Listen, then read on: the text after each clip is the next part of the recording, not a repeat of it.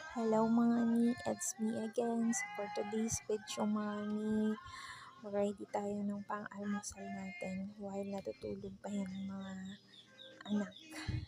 So tulog pa sila, so ako maghahanap ako kung ano yung pwede kong maluluto. Ay nako, pati yung melon ilagay na meron ng bawas. So, naghahanap ako dyan kung ano bang pwede kong maluluto. Talong. Then, bumukas ako ng drawer. Maghahanap ulit ano bang pwedeng maluluto.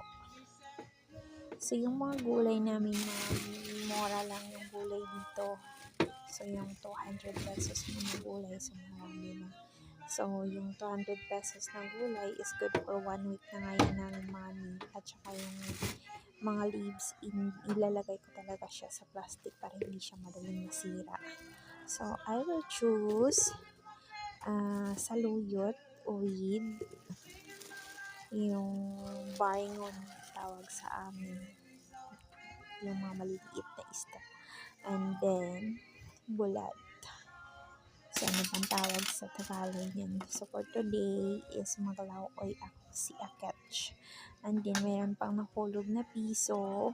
Pagbili namin kagabi, so, nahulog yung piso. So, hindi ko siya nakita yun para naipit sa saluyot.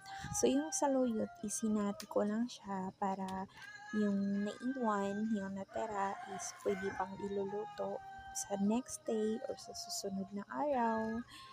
Para medyo matagal siyang maubos kasi marami naman itong mga So, yung isang ganyan talaga is mura lang dito sa amin. 15 pesos lang. So, yan yung maganda sa province. So, yung natira is tinali ko ulit and then nilagay ko siya sa plastic.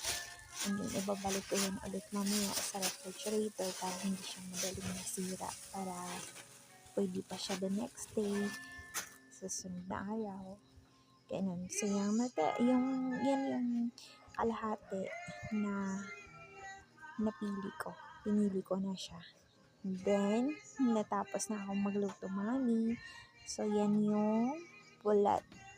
And then, yung saluyot with baringon. Hindi ko alam anong tawag niyan sa Tagalog.